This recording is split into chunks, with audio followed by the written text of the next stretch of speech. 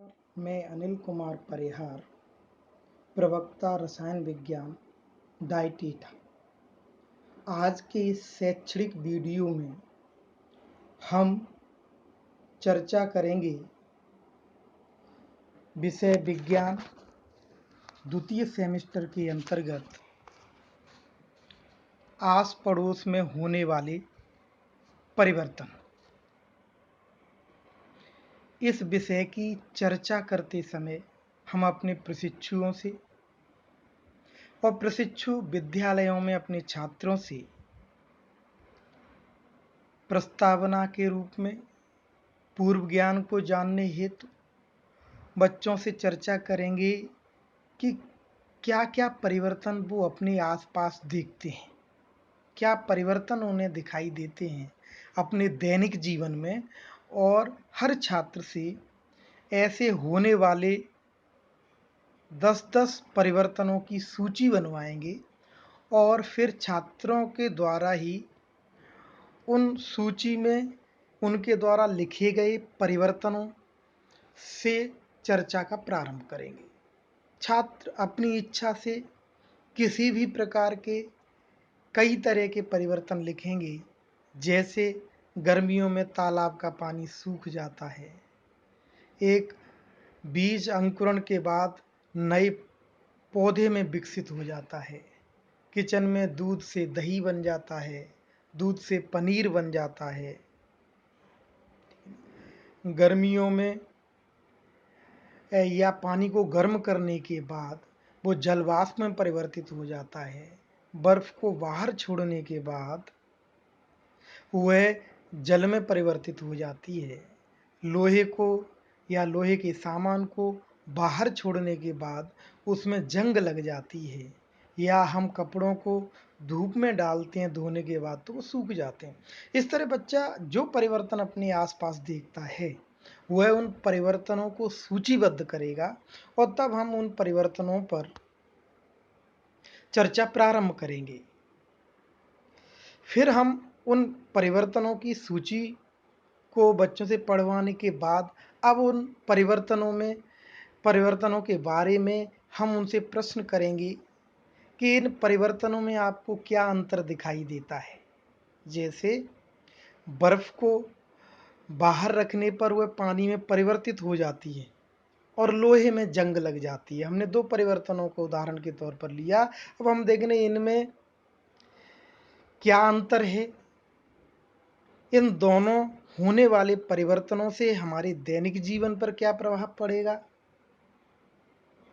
इनमें से कौन से परिवर्तन नेचुरली प्राकृतिक रूप से अपने आप होते हैं, कौन से परिवर्तन मानव द्वारा किए जाते हैं, कौन से परिवर्तन हमारे लिए लाभदायक हैं और कौन से परिवर्तन हमारे लिए हानिकारक हैं।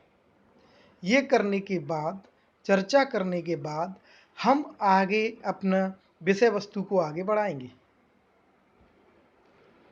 इस चैप्टर को पढ़ने के बाद हमारे प्रशिक्षु, हमारे छात्र क्या जान सकेंगे, इसके बारे में ये स्लाइड आपको बता रही है कि इसमें हम 3 मुख्य बिंदुओं पर चर्चा करेंगे। सबसे पहले वो पास पड़ोस में होने वाले परिवर्तनों को सूचीबद्ध कर सकेंगे, परिवर्तनों के प्रकार पर चर्चा कर सकेंगे कि ये परिवर्तन कितने प्रकार के होते हैं। अगर परिवर्तनों के प्रकार की सूची बनाई जाए, सूचीबद्ध किया जाए, तो परिवर्तनों को हम पहले सामान्य रूप से कैटेगराइज करेंगे कि ये प्राकृतिक एवं कृत्रिम परिवर्तन, अनुकूल एवं प्रतिकूल परिवर्तन, तीव्र एवं मंद परिवर्तन, नियंत्रित एवं अनियंत्रित परिवर्तन, प्रत्यावर्तित एवं अप्रत्यावर्तित परिवर्तन, नियमित एवं अनियमित परिवर्तन, और अंतिम या मुख्य रूप से जो हमको पढ़ना है वह है भौतिक एवं रासायनिक परिवर्तन। तो इस तरह हम परिवर्तनों के प्रकार के लिए, परिवर्तन कितने प्रकार का हो सकता है, इसकी एक सूची बना लेंगे और फिर विभिन्न गतिविधियों, उदाहरणों के द्वारा हम समझाने का प्रयास करेंगे कि परिवर्तन कितने प्रकार के होंगे और प्रशिक्षु इन परिवर्तनों के प्रकार को भलीभांति समझ सकेंगे। अंतिम बिंदु के रूप में इन परिवर्तनों में होने वाले ऊष्मा या ऊर्जा के आदान प्रदान या परिवर्तन पर चर्चा करेंगे कि ऊष्मा अवशेषी ऊष्मा अवशोषी और ऊष्मा क्षेपी अभिक्रियाएं क्या होती हैं, किन अभिक्रियाओं में, किन परिवर्तनों में ऊष्मा क्या है ग्रहण की जाती है या अवशोषित होती है और किन परिवर्तनों में ऊष्मा का निकास होता है। इस तरह के परिवर्तनों को हम कैसे पता लगा सकते हैं, इन बिंदुओं को प्रशिक्षु जान सकेंगे। तो सबसे पहले उदाहरणों के तौर पर हम परिवर्तनों के प्रकार पर चर्चा करेंगे। आओ जानें। इस स्लाइड में आप देखेंगे तीव्र एवं मंद परिवर्तन, तीव्र एवं मंद परिवर्तन, प्राकृतिक एवं कृत्रिम परिवर्तन, प्रत्यावर्तित एवं अप्रत्यावर्तित परिवर्तन, नियमित एवं अनियमित परिवर्तन। उदाहरण के तौर पर देखें, प्रकृति में स्वतः होने वाले परिवर्तन जैसे रात दिन का होना, वर्षा यानी ऋतुओं का परिवर्तन होना, आंधी आना, ये सब प्राकृतिक रूप से होते हैं, ये परिवर्तनों को हम प्राकृतिक परिवर्तन कहते हैं। लेकिन कुछ अन्य तरह के परिवर्तन, रास्ता बनाना या रोड बनाना, इमारत बनाना, दूध से दही बनाना, दही से क्रीम निकालना, ये सब मानव द्वारा किए जाते हैं, अतः हम इनको कृत्रिम परिवर्तन कहते हैं।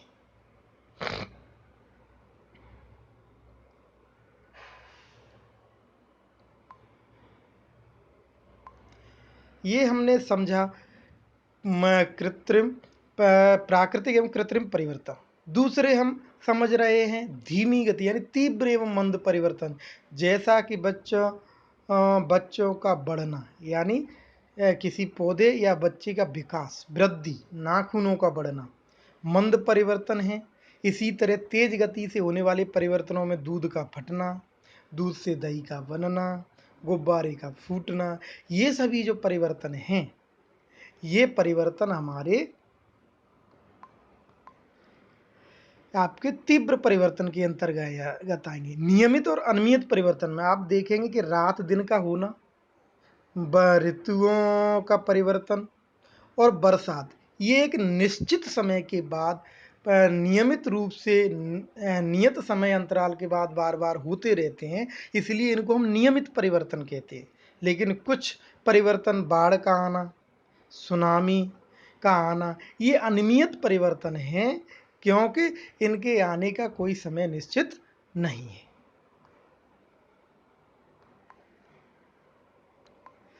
कुछ हम अलग प्रकार के परिवर्तनों की बात करें, जैसे स्पंज या रबड़ बैंड, इनको अगर आप खींच के छोड़ दें तो ये अपनी पूर्व की स्थिति में आ जाते हैं, जैसे पहले थे वैसे ही हो जाते हैं। अतः इस तरह के परिवर्तन को हम उत्क्रमणीय या प्रत्यावर्तित परिवर्तन कहते हैं। जब कोई परिवर्तन किसी विशेष परिस्थिति में होता है और उस परिस्थिति के हटने के बाद वह वस्तु अपने पूर्व आकार शेप को रीगेन करने की कोशिश करती है, तो इसको हम उत्क्रमणीय या हम प्रत्यावर्तित परिवर्तन कहते हैं।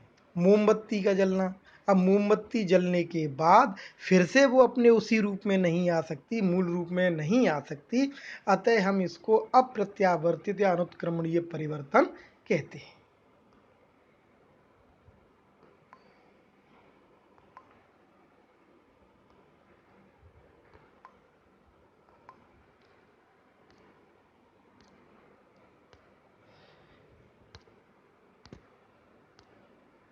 इसके बाद हम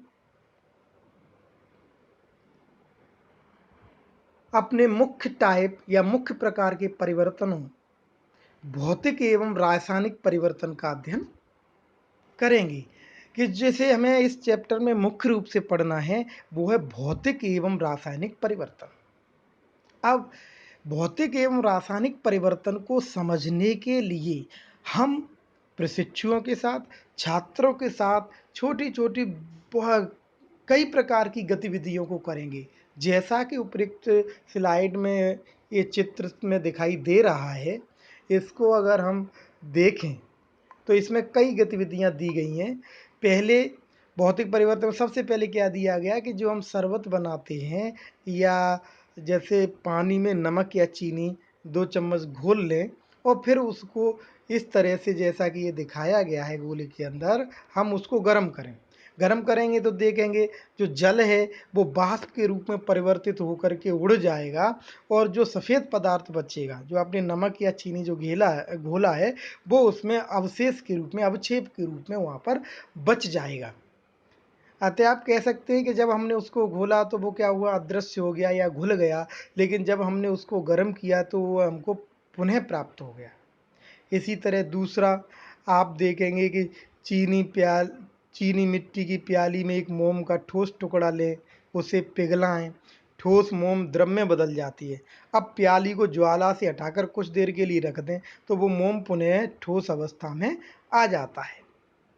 अब हमें ये बच्चों के सामने प्रश्न रखना है, प्रशिक्षुओं के सामने या प्रशिक्षुओं को छात्रों के सामने, क्या इस परिवर्तन में कोई नया पदार्थ बन रहा है या जो पदार्थ हमने इस प्रक्रिया में उपयोग में लिया है उसके अणु की संरचना में, उसके कण की संरचना में कोई परिवर्तन हो रहा है या उसके रंग, आकार और स्वाद में कोई परिवर्तन हो रहा है। इस तरह के प्रश्न जब हम प्रशिक्षुओं या छात्रों से करेंगे और उनके जवाबों को लिस्ट करते जाएंगे। एक और क्रियाकलाप देखिए, एक और क्रियाकलाप में क्या है कि आप इन सभी परिवर्तनों में कोई नया पदार्थ नहीं बना तथा पदार्थ में अणुओं की संरचना में भी कोई परिवर्तन नहीं हुआ, हमें जैसा था वैसा ही पुनः प्राप्त हो गया। एक और क्रियाकलाप देखिए, कागज का एक टुकड़ा लें, उसे 4 वर्गों में बांट दें और फिर उन 4 वर्गों को फिर से 4 वर्गों में बांट दें बराबर के, तो आप देखेंगे और फिर हम उसको ज़मीन पे या टेबल पे रख के उस कागज़ को फिर से हम उसे मिलाकर जोड़ने का प्रयास करें तो निश्चित रूप से जो A4 शीट हमने लिया था कागज़ जितना बड़ा, उसे हम पुनः नहीं जोड़ सकते। लेकिन क्या इससे कागज़ के गुण में कोई परिवर्तन हुआ, उसके रंग में कोई परिवर्तन हुआ? जब हम इस तरह की चर्चाओं को करेंगे तो हम ये पाएंगे कि भौतिक परिवर्तन के अंतर्गत कोई नया पदार्थ नहीं बनता, केवल पदार्थ के रंग में, गुण में परिवर्तन होता है। उदाहरण के तौर पर एक और करें कि हम क्या करें, एक लोहे की छड़ को लेकर के और उसे ज्वाला के ऊपर गर्म करें, हम देखेंगे कि कुछ समय बाद उसका रंग लाल हो जाएगा, लेकिन जैसे ही हम उसे ज्वाला से हटा लेंगे उसका रंग पहले से अधिक काला हो जाएगा। लेकिन क्या लोहे के गुणों में कोई परिवर्तन हुआ, कोई नया पदार्थ बना? तो हम पाएंगे कि इसमें इस पूरी प्रक्रिया में कोई नया पदार्थ नहीं बना है, अतः यह भौतिक परिवर्तन है। तो भौतिक परिवर्तन क्या होता है, इसको परिभाषित अगर करना हो तो हम इस तरह से परिभाषित करेंगे, इस तरह से परिभाषित करेंगे कि होने वाला ऐसा परिवर्तन जिससे किसी पदार्थ के भौतिक गुणों जैसे रंग, गंध, स्वाद, आकार इनमें परिवर्तन हो, लेकिन उनके अणुओं की संरचना में कोई परिवर्तन न हो, उन और उनसे कोई नया पदार्थ न बन रहा हो, तो ऐसे परिवर्तन को हम भौतिक परिवर्तन कहते हैं। और भी कई तरह की क्रियाओं के द्वारा हम इसको समझा सकते हैं। एक बहुत आसान सी गतिविधि है जिसको बच्चे कर सकते हैं कि फ्रिज से बर्फ़ का आइस क्यूब निकालें, एक कटोरी में रखें, उसे कुछ समय के लिए बाहर रख दें और जब वो जल में परिवर्तित हो जाए तो उसे उठा के फिर से फ्रीजर में रख दें, तो फिर से ठोस रूप में या बर्फ़ के रूप में फिर से जम जाएगा। तो इससे ये पता चलेगा कि ये उत्क्रमणीय है और बर्फ़ से जल में परिवर्तन और जल से बर्फ़ में परिवर्तन उसकी अवस्था का परिवर्तन है कि वो ठोस से द्रव में परिवर्तित होता है, फिर द्रव से ठोस में परिवर्तित हो जाता है। तो हम ये कह सकते हैं अवस्थाओं में होने वाले परिवर्तन भौतिक परिवर्तन के उदाहरण हैं।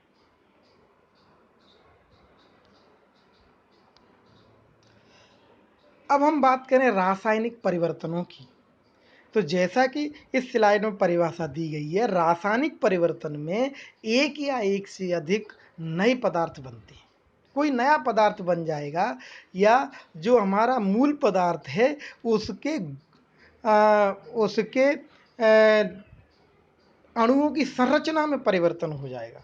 उसके अणुओं की संरचना में परिवर्तन होगा, या उसके साथ किसी दूसरे तत्व या दूसरे यौगिक दूसरे तत्व के अणु उसमें संयोग कर लेंगे और एक नया पदार्थ बना देंगे, जिससे सामान्यतः पूर्व पदार्थ को प्राप्त नहीं किया जा सकता। यानी रासायनिक परिवर्तन सामान्यतः अनुत्क्रमणीय होता है। इसे फिर से उस पदार्थ को, मूल पदार्थ को प्राप्त करना सामान्यतः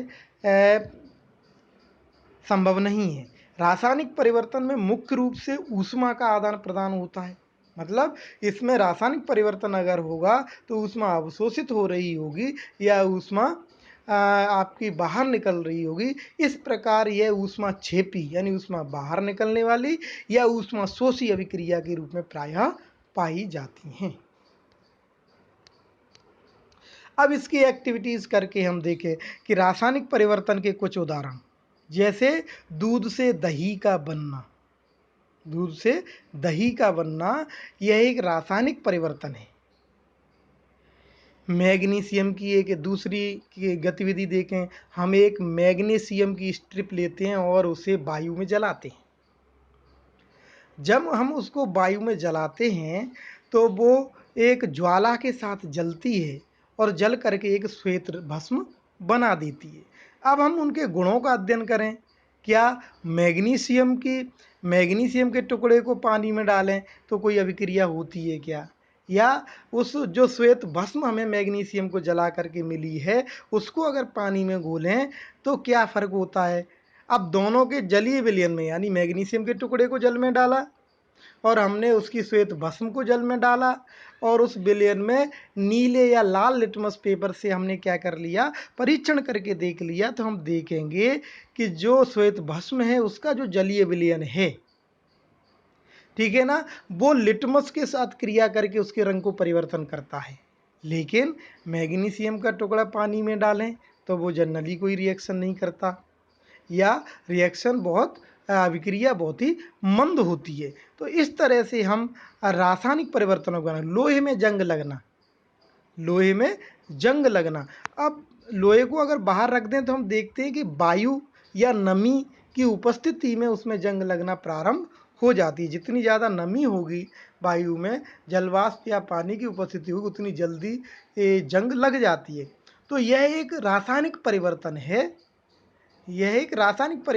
क्योंकि लोहा क्या करता है, ऑक्सीजन और पानी से अभिक्रिया करके और वो आयरन का ऑक्साइड बनाता है, जिसे हम रस्टिंग यानी जंग कहते हैं।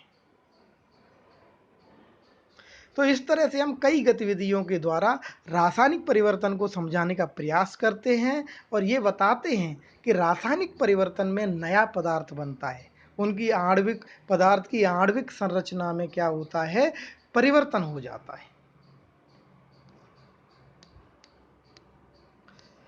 इसमें एक उदाहरण लिया गया है। क्या आप जानते हैं, दिल्ली में कुतुब मीनार के पास लौह स्तंभ है जो 7 मीटर ऊंचा है। इसका भार 6000 किलो से अधिक है। इसे 1600 वर्ष से भी अधिक पहले बनवाया गया था। इतने वर्षों में भी इसमें जंग नहीं लगी।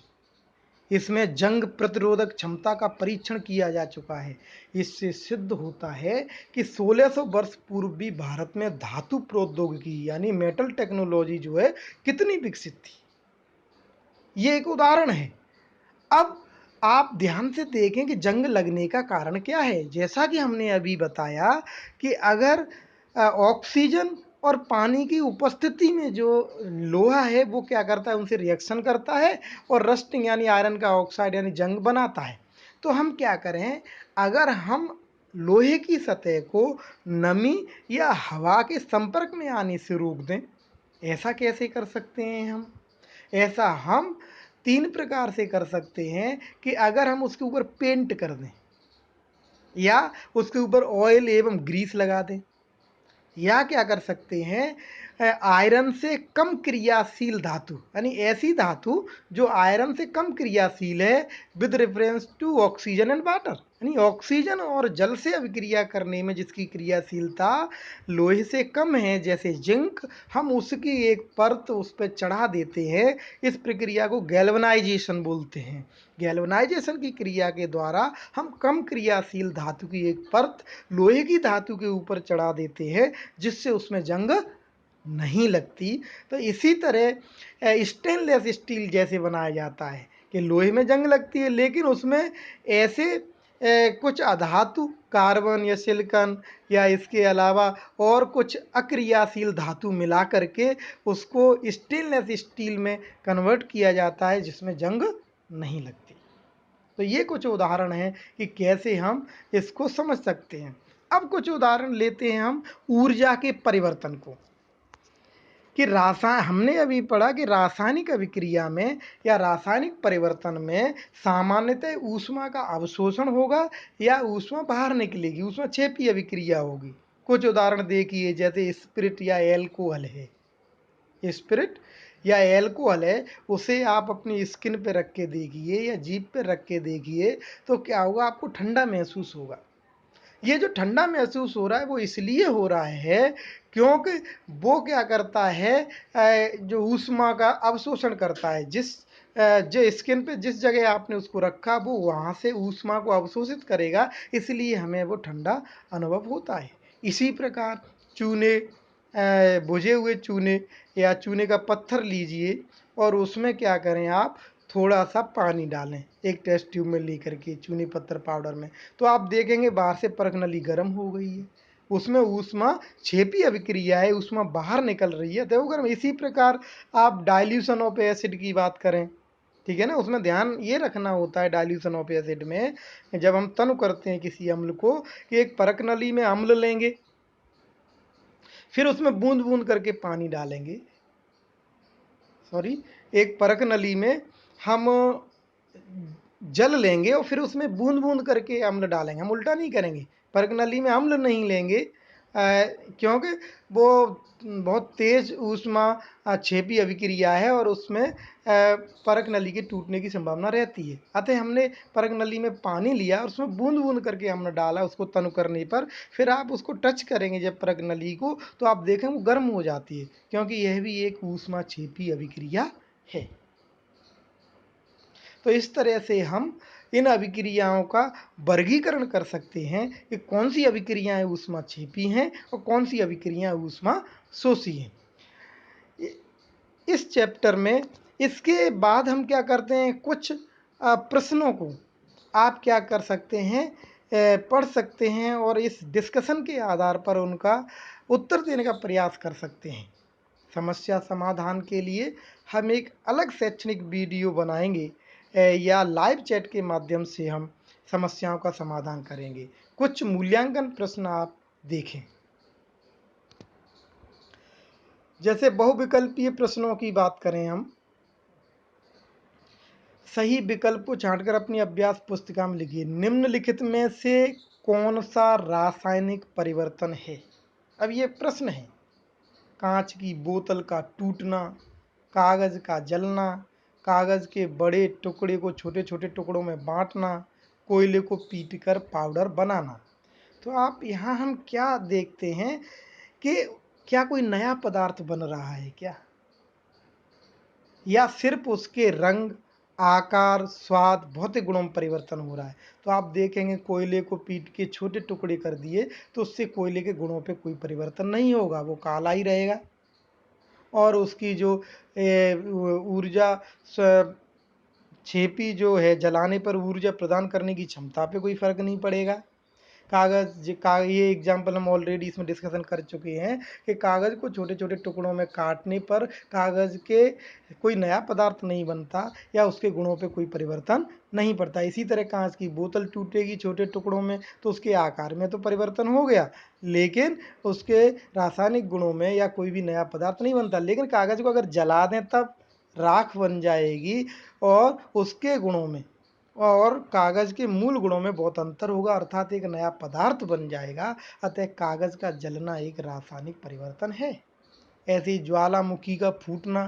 तो ये किस तरह का परिवर्तन हो सकता है?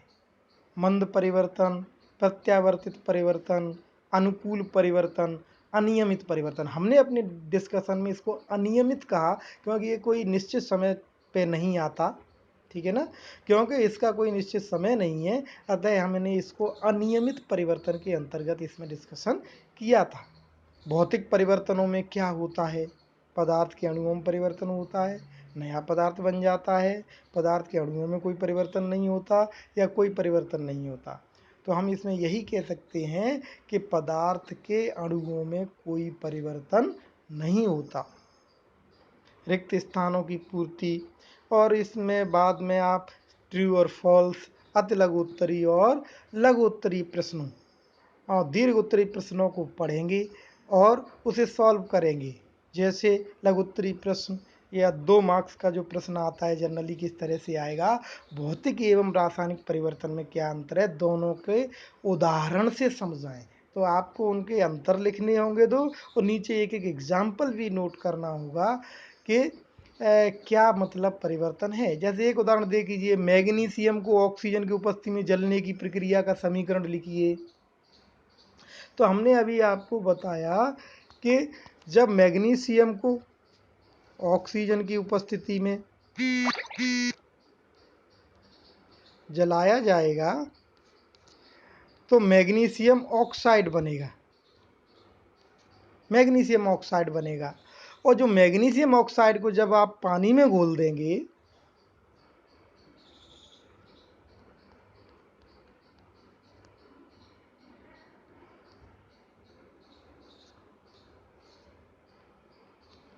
तो मैग्नीशियम हाइड्रोक्साइड बन जाएगा, जो कि एक क्षारक है। ये जब भी किसी धातु की ऑक्साइड को पानी में घोला जाता है तो वो हाइड्रोक्साइड बनाता है, जो जनरली क्षारीय होता है। तो इस तरह से हम उसके क्या कर सकते हैं, समीकरण लिख सकते हैं।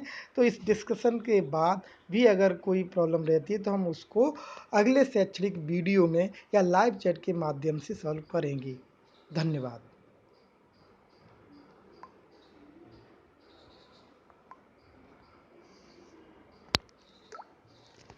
इतनी देर